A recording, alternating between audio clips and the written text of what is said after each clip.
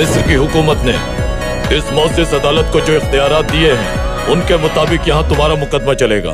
मुल्ज़िम खड़े हो जाओ।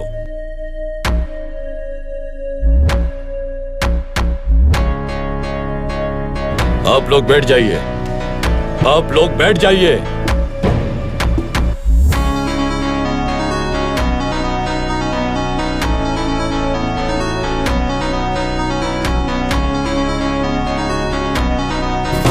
मिस्र के शहजादे फुआद अफंदी ने इस अदालत को जो इख्तियारात दिए हैं उनके मुताबिक तुम्हें एक फ्रांसीसी शहरी के गुलामों को चुराने के जुर्म में सजा दी जाएगी। आप मेरे मुकदमे का फैसला नहीं कर सकते।